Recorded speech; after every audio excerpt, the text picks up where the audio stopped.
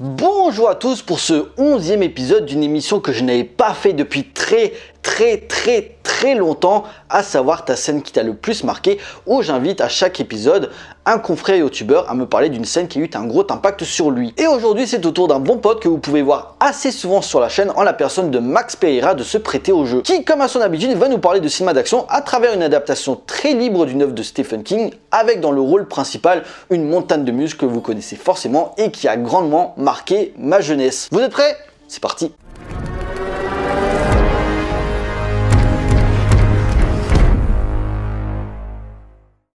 Bonjour à tous et merci encore à Mister Cult pour l'invitation. Il m'a demandé donc de vous parler de la scène qui m'a le plus touché au cinéma, en tout cas l'une des scènes. Alors il y en a énormément à travers tout un tas de films, qu'ils soient américains, français ou chinois ou d'autres pays, mais je dirais que il y a une fin qui m'a particulièrement marqué. Depuis ma jeunesse, j'ai effectivement tout d'abord, en tant qu'enfant des années 80, grandi avec le cinéma américain des années 80. Donc j'étais évidemment fan de Schwarzenegger.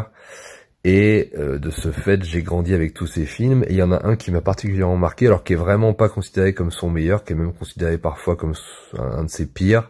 Et pourtant que j'adore, c'est un film qui me parle énormément. Donc il s'agit de Running Man, voilà, film de 1987, qui est en fait une sorte de relecture de Spartacus. C'est une espèce de Spartacus version futuriste, très kitsch, très vulgaire, un peu rigolo, voilà, très porté dans le style par Schwarzenegger. Très inégal dans sa forme et dans son fond, mais qui touche à quelque chose, je trouve, de très intéressant pour moi et qui me touche beaucoup au cinéma, à savoir la figure du héros, et la figure du héros notamment populaire et qui touche à un substrat de lutte sociale, on va dire, et cette espèce de mélange, donc de cette espèce de relecture de Spartacus, puisque je suis assez fasciné par la figure de Spartacus à la base et par les péplums et ce type de film, et là c'est une espèce de relecture, alors encore une fois très vulgaire, très kitsch, très années 80, avec une Amérique très sûre d'elle-même, qui vraiment assume le côté nouvelle Rome qu'elle pouvait avoir à cette époque en tant que statue, et très sûre d'elle. Et du coup, on a une espèce de film comme ça, voilà, de gladiateur futuriste, avec l'histoire de ce fameux donc Ben Richard, interprété par Arnold Schwarzenegger, qui est un flic du système, qui refuse de tirer sur une foule de gens affamés et qui se retrouve donc enfermé en prison et ensuite poussé comme ça dans une espèce de jeu télévisé morbide où les gens doivent s'entretuer pour survivre, et non seulement il survit à la fin, et en plus de ça il sauve l'Amérique, il sauve le peuple, et voilà, donc cet homme du peuple finalement, qui était un flic du système, qui ensuite a été emprisonné par ce système et qui ensuite a été utilisé comme gladiateur et emprisonné dans l'arène, finalement s'est libéré. Alors pas tout seul, hein, il a été aidé par beaucoup par de nombreuses personnes qui se sont sacrifiées ou non, et il a aussi été aidé par beaucoup de personnes. Voilà, c'est une espèce comme ça de lutte du peuple qu'il a aussi soutenu. Et à la fin, donc j'aime beaucoup cette fin, parce que la toute fin du film, qui est vraiment très kitsch comme ça si on la regarde au premier degré, parce que c'est vraiment tout l'archétype du héros viril qui part avec sa dulcinée sur une musique pop, voilà, très ancrée dans les années 80. C'est vraiment, ça a énormément vieilli, c'est très irregardable aujourd'hui si on la voit comme ça avec l'œil d'aujourd'hui, mais si on replonge un petit peu dans ces années-là, si on se remet un peu dans le contexte et si on se remémore un peu ce que le film veut essayer de raconter, je trouve que cette scène, en tout cas pour moi, est très forte, puisqu'elle est un peu pour moi l'essence de ce que j'aime au cinéma, à savoir donc un héros fort, qui exprime une certaine virilité, héritière, voilà, des héros grecs, des statues grecques. Donc on est vraiment dans quelque chose d'ancré, dans quelque chose de très classique et de traditionnel, d'héroïque, et en même temps acclamé par le peuple, un peuple libéré du joug des tyrans. Et donc on a vraiment cette alchimie entre ce héros traditionnel à l'ancienne, très ancien, ancré dans des mythologies anciennes, et en même temps cette espérance humaine, sociale, et cette libération, voilà, cette espèce de héros presque christique comme ça qui va libérer tout un peuple. Donc j'adore cette idée-là, cette idée-là au cinéma. Donc voilà, on retrouve Schwarzenegger comme ça dans la position du héros qui a sauvé le peuple l'acclame, lui-même il est à la fois content et très très très surpris par ce parcours, puisqu'il part vraiment d'un parcours à la base vraiment d'esclave, hein, de quelqu'un qui se soumet complètement au système, puisqu'il incarne en fait un flic du système, et après sa victoire, donc il y a évidemment on va dire le love interest, hein, du métrage, qui le rejoint, et ils s'embrassent et ils partent sur une musique romantique acclamée par le peuple, et à la fin le téléviseur s'éteint, symbole comme ça parce que en fait l'émission donc de ces espèces de gladiateurs qui s'entretuent, c'est effectivement produit par une chaîne de télé contrôlée par l'État, etc. Ça rappelle un petit peu, il y a un côté un peu orwellien, un peu 1984, tout ça dans la haute. Alors c'est pas une création originale, hein, de Running Man n'est pas une création originale, c'est à la base, ça vient d'un roman, je crois, de Stephen King, et ça avait été adapté en France dans un film de Yves Boisset qui s'appelait Le Prix du danger, avec Gérard Lanvin, qui est aussi un excellent film. Mais moi, j'ai pas grandi avec Le Prix du danger, j'ai grandi avec Running Man, parce que je suis un enfant des années 80, complètement colonisé par l'Amérique, et donc c'est ça que j'ai reçu quand j'étais gamin. Et donc le film se termine comme ça.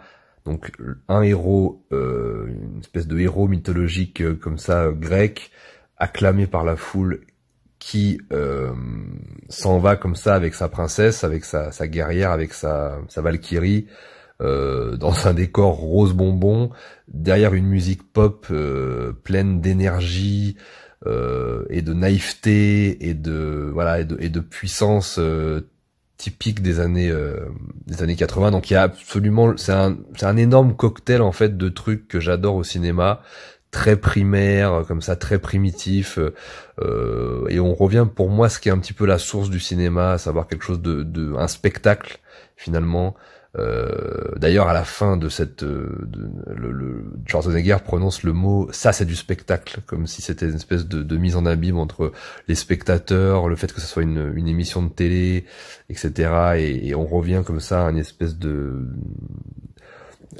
mise en abîme sur le cinéma. Donc pour moi on revient vraiment à l'essence du cinéma, un héros populaire qui va sauver le peuple et qui s'en va à la fin avec sa princesse. On est vraiment presque dans un conte de fées, dans des récits archétypaux qu'on nous conte depuis la nuit des temps, et qui s'inscrivent vraiment dans quelque chose, dans de l'art presque traditionnel, presque en fait, plus que de l'art moderne.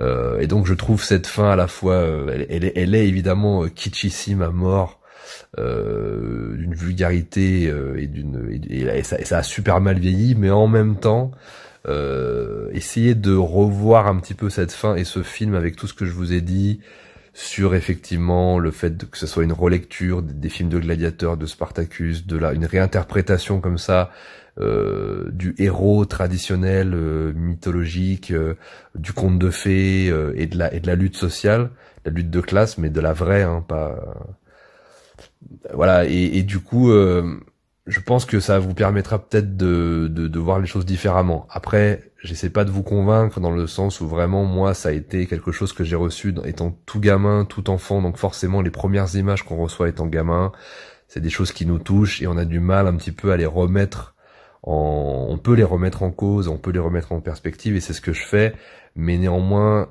il faut aussi se souvenir que le cinéma c'est aussi des émotions qu'on reçoit. Et les films américains de cette époque étaient tout remplis d'énergie et d'une substance comme ça très positive, et à la fin avec la musique comme ça très kitsch mais très positive, comme ça tout cet univers là en fait me fascine. Et voilà, donc je tenais à vous en parler, à partager ça avec vous. J'en avais déjà un petit peu parlé dans une vidéo que j'avais fait consacrée à Running Man sur ma chaîne, que je vous invite à revoir. Film selon moi sous-estimé, sur certains aspects, notamment sur les aspects que je vous ai cités, et en même temps très justement critiquable sur tout un tas d'aspects, notamment au niveau de sa réalisation. Voilà, c'est vraiment pas un grand film. C'est presque même un peu, on est à la limite du téléfilm presque par moment, parce que c'est pas, il y a pas une ampleur comme ça de réalisation incroyable. Hein.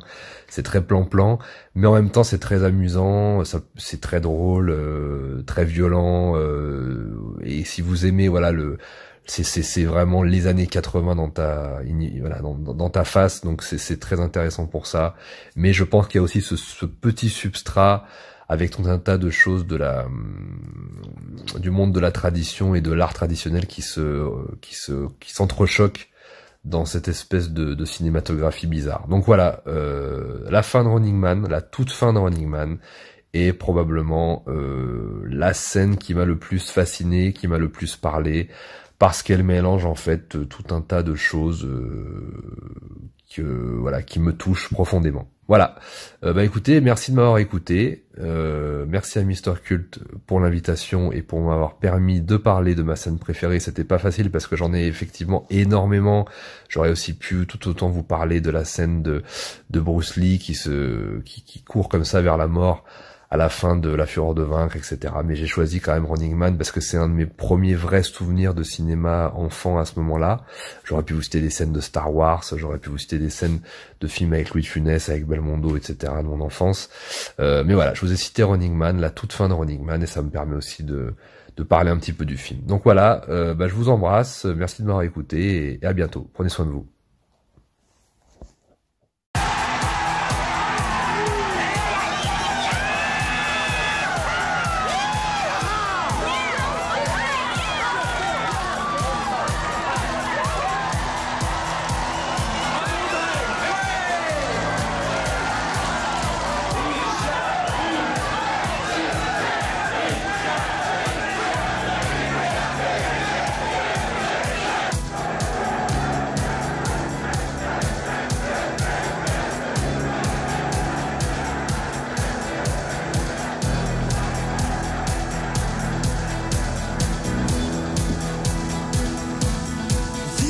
No game. Standing in the dark, I swear I heard you calling my name. And I knew things had changed. No pain, no gain. Something in your eyes just told me that this nightmare would end. And I had found a friend.